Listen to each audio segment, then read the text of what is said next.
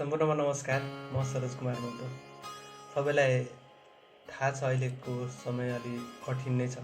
वर्तमान समयमा रगत व्यवस्थापनमा अत्यन्त नै गाह्रो भइरहेको छ, जुन कुरा हामीलाई अवगत नै छ। अब यही कुरा गरिरहँदा विभिन्न ठाउँमा रगतको अभाव देखिरहेको छ र विभिन्न सङ्घ संस्थाहरू, नेपाली रेड क्रस सोसाइटीहरूले आफ्नो पहलबाट रगत व्यवस्थापन गरिरहेकै देखिन्छ। अहिलेको समयमा रगत व्यवस्थापन गर्न नै अलिक चुनौतीपूर्ण पनि देखिरहेको छ, जसले गर्दा ठाउँमा रगतको अभाव देखिएको छ। अब विभिन्न सङ्घ संस्थाहरूले आफ्ना भोलिन्टियरहरूलाई खोजेर, रगतदाताहरूलाई खोजेर नेपाली रेड क्रस सोसाइटीहरूसँग भएको विभिन्न डाटाहरूलाई प्रयोग गरेर त्यसलाई सदुपयोग गरिरहेको छ। र विगत 1-2 दिनको बिचमा विभिन्न ठाउँबाट म रगतदान कार्यक्रम गर्न खोजिरहेको छु। के कसरी गर्ने भन्ने कुरा जानकारी गराउनु भनेर मान्छेहरूले सोधिरहेको पनि छ। त्यसको लागि मैले क्याप्सन पनि लेखेको छु, रक्तदान कार्यक्रम कसरी गराउन सकिन्छ अहिलेको तत्काल समयमा, त्यसलाई कुन तरिकाले कन्डक्ट गर्न सकिन्छ। अब तपाईँहरू जुनसुकै ठाउँमा रक्तदान कार्यक्रम गराउन चाहनुहुन्छ भने त्यो ठाउँमा तपाईँ नजिकको रेड क्रस रगत सञ्चार विभागमा सम्पर्क गरेर आवश्यक समय कुन मितिमा गराउन चाहनुहुन्छ, कुन समयमा गराउन चाहनुहुन्छ र कुन दिन हो त्यो डेट फिक्स गर्नुहोस्।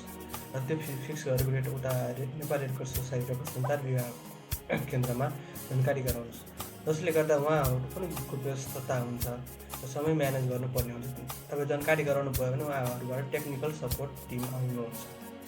त्यसको लागि अब खर्चहरू पनि हुन्छ। हामी अहिले वर्तमान समयमा लकडाउन छौँ।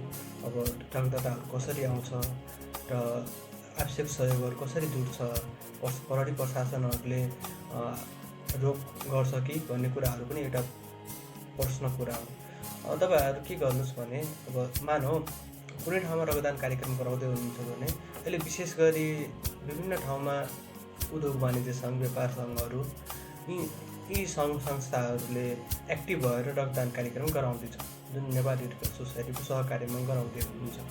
तपाईँहरू पनि त्यहाँ नजिकको व्यापार सङ्घ वा उद्योग वाणिज्य सङ्घ वा सानो एउटा सङ्घ संस्था व्यक्तिगत रूपमा जसरी गर्नुहुन्छ त्यसरी एउटा सहकार्य गर्नुहोस् र त्यहाँबाट एउटा समय चयन गर्नुहोस्। त्यो अनुसार तपाईँहरू रक्तदान उता जानकारी गराउनुहोस्।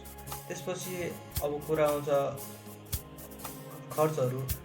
रक्तदान गर्नको लागि खासै धेरै खर्च पर्दैन, थोरै लगभग अब तपाईँ कतिको गराउनुहुन्छ एउटा टार्गेट हुन्छ, 50 जना, 60 जना, 100 जना। उनीहरूको खाजाहरूको व्यवस्था अलिकति चाहिन्छ। तपाईँ खुल्ला ठाउँमा गर्दै हुनुहुन्छ भने टेन्टको पनि व्यवस्था गर्नुपर्छ, किनभने घाममा गर्न मिल्दैन। अहिले विभिन्न ठाउँमा घाम पनि देखिएको छ। त्यस्तै कुर्सी चेयर, अब रक्तदाताहरू आउनुभयो भने अहिले त सोसल डिस्टेन्स मेन्टेन गरेर बस्नुपर्ने भएको हुनाले कुर्सीहरू पनि व्यवस्था गर्दा राम्रो हुन्छ।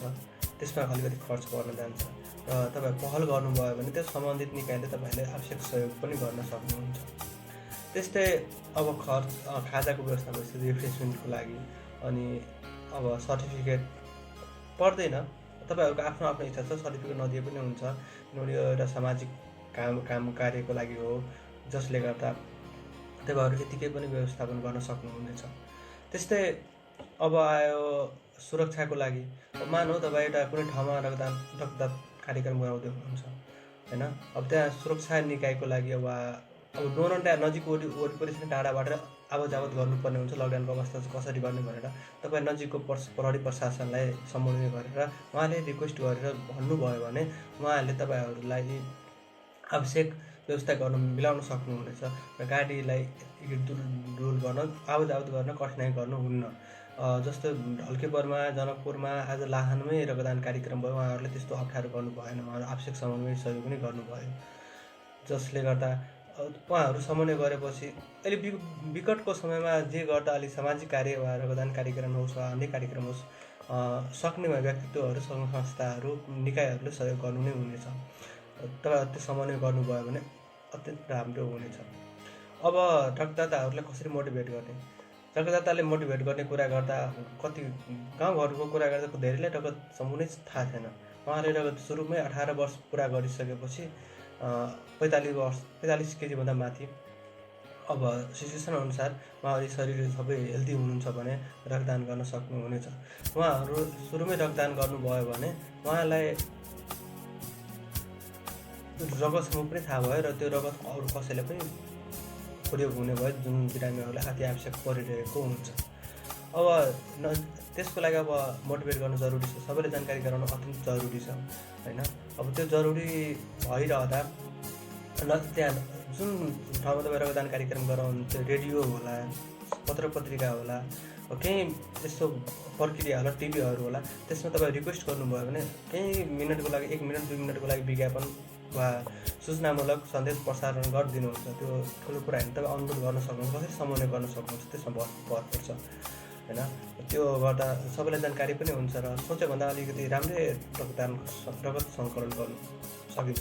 जस्तो कि आज लाहानमा 60 पिन रगत सङ्कलन भयो।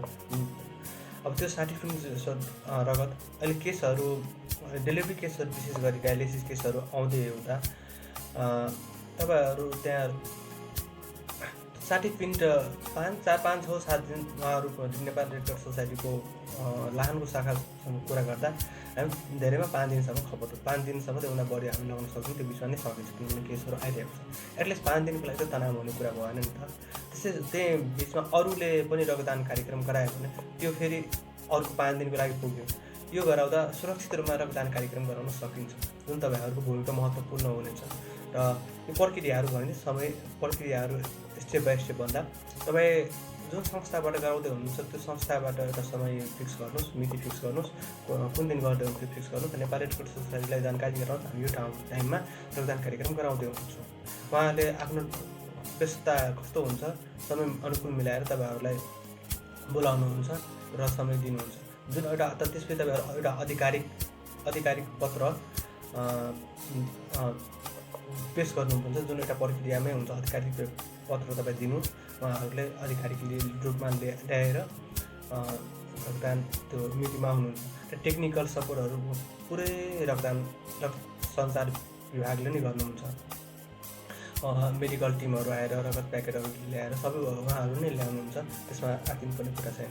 र तपाईँले रक्तदान कार्यक्रम सकेपछि 1 हप्ता 10 दिनमा अब शाखा अनुसारको रगत सञ्चार विभागको अनुसारको कार्ड पनि जुन जतिजना रक्तदाताहरू गर्नुहुन्छ उहाँ रियल हिरो नै हुनेछ, उहाँहरूको कार्ड वितरण गर्नुहुन्छ। त्यस्तै अब खाजा रिफ्रेसमेन्टको लागि त खाजा अलिकति सानो, खाजा धेरै पर्दैन, अलिकति खाजा सम्बन्धित रगत सञ्चार विभागमा सोधेर गर्न सक्नुहुन्छ। त्यो बिरामीलाई सजिलो होइन। रक्तदान गर्ने बित्तिकै अब केही बेर रेस्ट गर्नु जरुरी पर्छ, जुन रेस्ट गर्नको लागि खाजा अति आवश्यक पर्छ। त्यतिखेर त्यो प्रयोग हुन्छ, त्यो व्यवस्था गर्दा हुन्छ। खुल्ला ठाउँमा गर्दै हुनुहुन्छ भने अहिले घामको समय छ, घाममा गर्नु मिल्दैन। ठुलो हल छ भने त्यहाँ गर्दै हुनुहुन्छ भने तपाईँहरू हल छ भने टेन्टको आवश्यकता परेन, अनि टेन्टको आवश्यकता परेन। त्यस्तै अब यदि तपाईँ खुल्ला ठाउँमा गर्दै हुनुहुन्छ घाम छ भने टेन्टको व्यवस्था गर्दा बेटर हुन्छ, टेन्टको व्यवस्था गर्नुहुन्छ। त्यस्तै अब रक्तदान गर्दै आउनुहुन्छ कसैले, अब टिम केही मान्छेहरू सामाजिक दूरी कायम गरेर आउनुहुन्छ, त्यसको लागि तपाईँहरू केही कुर्सी व्यवस्था गर्दा पनि हुन्छ। समय कुनै ठाउँमा बस्ने छ भने त्यो व्यवस्था गरेर रक्तदान गर्दा नै हुन्छ। लगभग यति नै प्रक्रिया हो, धेरै गर्न पर्दैन। प्रचार प्रसारको लागि तपाईँ अहिलेको समयमा विभिन्न ठाउँमा रेडियोको अति सबभन्दा राम्रो माध्यम हो रेडियो। विभिन्न ठाउँमा रेडियोहरू छ, त्यो रेडियोहरूलाई समन्वय गरेर तपाईँहरू त्यो गर्नुभयो भने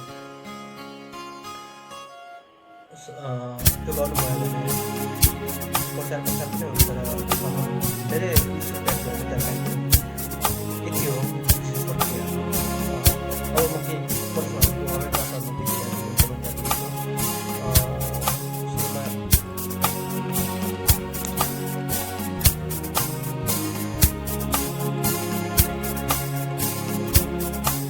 प्रोग्राम गर्दा के कतिजना तपाईँहरू टार्गेट गर्नुहुन्छ। अब मेरो प्रश्न छ, ब्लड डोनेसन प्रोग्राम गर्दा कतिजना मिनिमम ठाउँ अनुसार हुन्छ। तपाईँहरू 10 जना गएर गर्दा नै हुन्छ।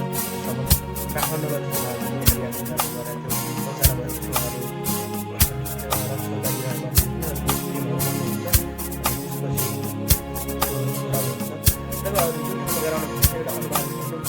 25जना 30जनाभन्दा बढी नै मानेको छ तपाईँले कति गर्नु पहिलेको ठाउँमा 10जना कति ठाउँ गइरहेको छ त्यो ठाउँ अनुसार पनि हुन्छ जुन ठाउँमा गर्नुहुन्छ त्यो ठाउँ मान्नु 3जना गर्नुहुन्छ त्यहाँ तपाईँहरू जब सन्तान केन्द्रमा एउटा मरौ दान गराउनु गइरहेको हुँदा कति तपाईँ ढाली राख्नु उहाँहरू गर्नुहुन्छ 30जना तपाईँ ढाली प्रथम भयो उहाँले 50जना 40जनाको प्लानिङ गरेर आउनुहुन्छ कममा आउनुहुन्छ अलिकति बढी लिएर नै आउनुहुन्छ त्यसमा बढ्न पनि सक्छ अब अरू क्वेसन अहिले कोभिड-19को डर छ कसरी अब सेफ्टीको मेजर गर्दा अब नेपाल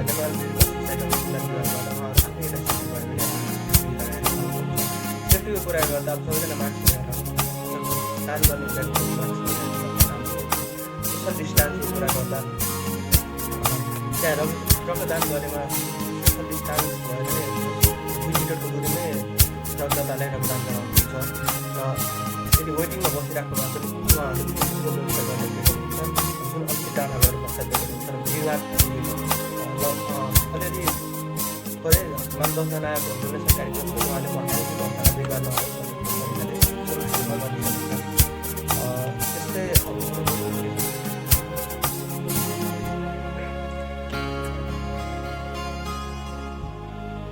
एउटा निमन्त्रणा पनि त्यहाँ कमेन्टमै गर्नुभएको छ जस्तै 1 गते समावेशी चोकमा गलभेसन कार्यक्रम छ तपाईँ काठमाडौँको नजिकमा को हुनुहुन्छ भने त त्यहाँ गएर दान गर्न सक्नुहुनेछ अलिकति खाजा भने कति हो क्लियर गर्नु पर्यो अलिकति खाजा भन्नाले तपाईँहरू आफ्नो हिसाबले गर्न सक्नुहुनेछ खाजा भन्नाले अब चाना व्यवस्था गर्न सक्नुहुन्छ चाना व्यवस्था गर्दा हुन्छ अलिकति थोरै चाना थोरै भन्नाले अब 1 प्लेट अब थोरै भन्दा पनि त्यो पनि क्वेसन आउन सक्छ थोरै भन्दा 1 प्लेट व्यवस्था गर्दा हुन्छ एउटा केरा एउटा फ्रुटी कम्तीमा यति व्यवस्था गर्दा हुन्छ धेरै पर्दैन एउटा कुरा के छ भने रक्तदान गरिसकेपछि खाजाको व्यवस्था गर्नै पर्छ त्यो मान्यता छैन तर खाजाको व्यवस्था किन गरिन्छ भन्दा रक्तदान गर्ने बित्तिकै कम्तीमा 20 मिनट रेस्ट गर्नु आवश्यक पर्छ तर 20मा कति मान्छेहरू कति रक्तदाताहरू मान्नुहुन्न कि म रेस्ट गर्छु भनेर त्यो खाजा भनेको एउटा व्यवस्था नै हो रेस्ट गर्ने एउटा बहाना हो मेनली बुझ्दा त्यो बहानाले गर्दा नै तपाईँहरू जति सक्नुहुन्छ एउटा केरा फ्रुटी वा चाना वा अन्य केही खानेकुरा व्यवस्था गर्न सक्नुहुन्छ त्यो अनुसार सक्नुहुन्छ कतिले आफ्नो हिसाबले पनि गराउनुहुन्छ जसरी सकिन्छ त्यस्तै विभिन्न टिम भन्ने कुन